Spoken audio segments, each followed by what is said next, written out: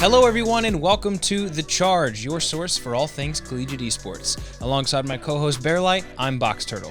On today's show, we are covering the completion of the Collegiate Rocket League season and the Collegiate Rainbow Six playoff bracket. We're also going to bring you the top 5 plays of the week presented by Charlotte Phoenix. Let's get into the action.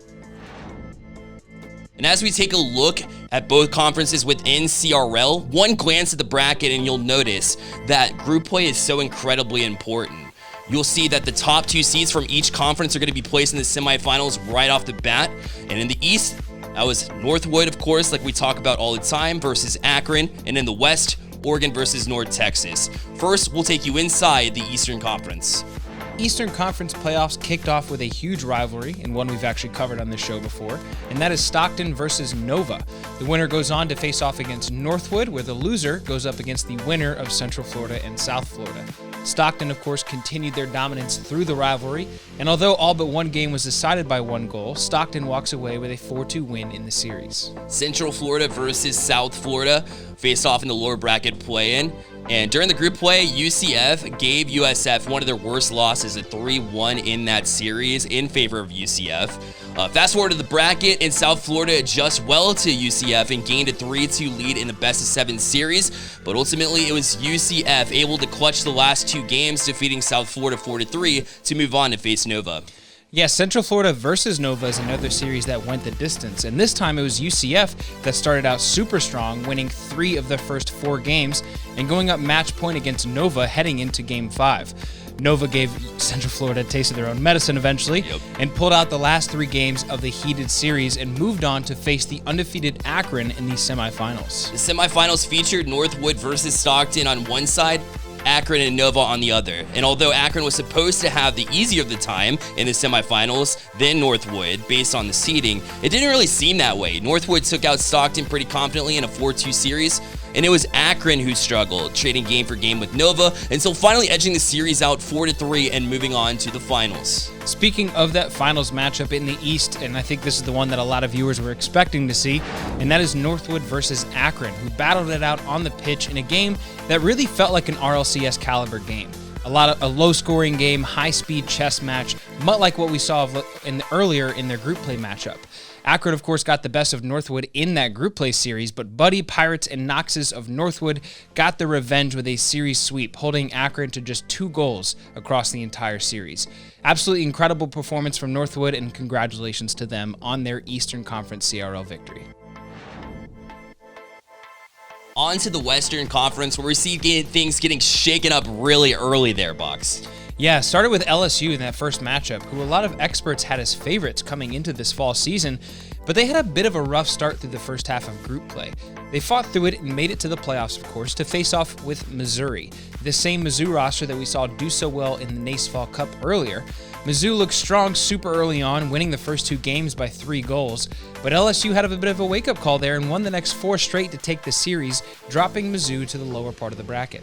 Yeah, that was definitely a wake-up call for Missouri, who needed to get it together. And in fact, we saw a completely different Missouri team into the rest of the bracket. After a nail-biting series between UT Dallas and Arizona couldn't escape that bad second half that they have. It was a little bit turbulent there for them, and ever since then, UT Dallas was able to take the series. They advanced on to take on Missouri, and like I said, whole different Missouri team. A 4-2 series win against UT Dallas, and then an impressive 4-2 series win against the bracket favorites, Oregon, in the semifinals. Yeah, we talked a little bit before about the upside value of being a top 2 seed, but now we see how an automatic semifinals bid can hurt you, actually.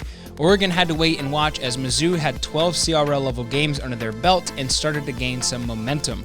And although Oregon did jump out to a quick 2-game series lead against them in that semifinals matchup, Mizzou ended up outscoring Oregon 17-5 in the next 4 games to pull off the upset and move on to the finals. Yeah, and it kind of makes you wonder which path would have been better for LSU here. After beating Missouri to roll into the semifinals against North Texas, it just seemed like this matchup was not ideal for LSU. After dropping Game 1 to LSU, North Texas put on the most dominant series showing in the conference. They outscored LSU 17-6 on their road to the 4-1 win in the semifinals. Yeah, now with Oregon out of the playoff picture, you would think that this would be an easy victory for North Texas, but of course, this is not the case. Missouri made a statement in the game of the finals, outplaying North Texas in both defense and offense to start the series with a 3-0 win. After North Texas edged out the next 2 games, Missouri did what the majority of people thought they would do in the bracket, and they adjusted and won the next 3 games straight, and they are your Western Conference CRL champions. So congratulations, well played to Missouri on their championship. We look forward to seeing them play next time. We saw the completion of the CR6 playoffs over the break, and it turned out to be one of the most competitive competitions of this fall semester. Let's start our coverage by talking about some of the upsets that happened, and in the first round alone, 6 lower seed teams took down their higher seed opponents. Most notable of those, of course, is the 32 seed Northeastern taking down the number 1 overall seed Ohio State Gray. Yeah, that was crazy. Yeah, we saw Northeastern esports make moves in Valorant a few weeks back, and here we are again talking about them in the FPS world. This Ohio State team had the largest round differential in all of CR6 going into the playoffs on top of being undefeated. But led by Zephyr, this Northeastern squad made a huge showing against Ohio State team. They did end up falling, however, to the runner-ups in 16 Michigan State Green. Yeah, this MSU Green team had a run of their own. Being a 16 seed, they took down UGA Red and A&M Maroon on their way to meet Akron in the final. Michigan State only dropped 1 match through group play and carried an above-average round in differential into the playoffs. Unfortunately for them, however, they had Akron waiting for them in the final championship match, who have been a powerhouse Rainbow Six team for quite some time. Yeah, it seems like forever. Yeah, we knew this Akron team was strong, but they really came to play in these playoffs like they typically do. They took down 6 seed Texas Tech and the number 2 seed Purdue as well in back-to-back rounds on their way to the finals. And in that finals matchup against Michigan State Green, IMAT led his team to victory with a crazy 22 kills. And we actually sat down with the finals MVP to talk about their victory and what set them up for success. I just think in general we have very strong gun skill. Us compared to other teams, like we all have very good gun skill. We counteract. We since we have a coach and a manager, we are able to VOD review and pretty much plan everything out. I think we're just more confident. As going into this fall semester, we had 3 people who haven't played with us at all. Me and Simmer were the only 2 from last semester, and we dominated. I think me, Jet, and Casey are all playing on a T3 team that are trying to go for CL. We're getting scrims against most pro teams. We just scrimmed all TR yesterday for 4 maps. We hung with them very well. We're just trying our best to grind and get better.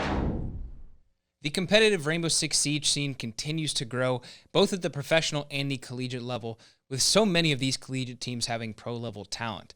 As we move into the CR6 Winter Series and the spring semester, we will be keeping you up to date on these teams and their performances. Congratulations again to Akron on their victory in the CR6 Invite Playoffs.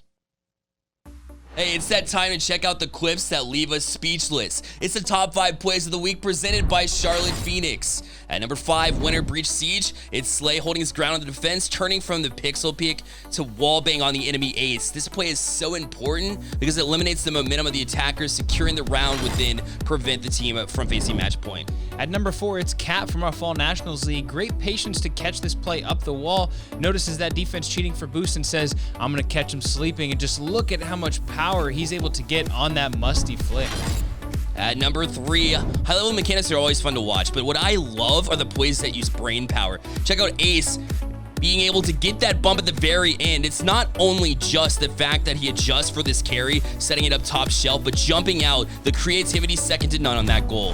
Coming in at number 2, it's Not Owl from the wall. Step 1, beat the defender challenging. Step 2, toss that ball off the backboard. And Step 3, adjust for that double touch there, beating that defender in net and landing your spot in the top 5. Top level skill and execution.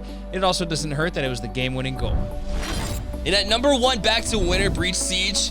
You never want to see this when you start off on the attack. All 4 teammates down with just over a minute and a half left in the round, and Cal had to go to work here. All of his opponents left, and he goes to work, landed back-to-back multiple times in this one, setting himself up for the 1v1 that you'll see later, and Cal able to finish off the defenders by himself. A phenomenal clutch to set the tone for the rest of the match. Absolutely is. We see that last kill flying in there. If you would like to be featured on our top 5, head to the Charge Discord. The link is in the description below. Well, that's going to do it for this episode of The Charge, and as always, we want to thank you so much for tuning in. We also hope that you enjoy time spent with your loved ones over the holiday seasons coming up as well. And our January recruitment leagues are back in action and open for registration right now. If you would like to join us for Rocket League, Rainbow Six Siege, League of Legends, Valorant, or Overwatch, make sure you check the links in the description on how you can register for these events. You can also follow us on Twitter, that is at stay_plugged_in, to see updates on what we are doing here every day. Drop a like, hit subscribe, and turn on notifications so you never miss an episode of this show. You can find me on Twitter at HugeBoxTurtle. And me, Bearlight, at Bearlight Gaming. Thank you so much for watching this episode of The Charge, and remember, stay plugged in.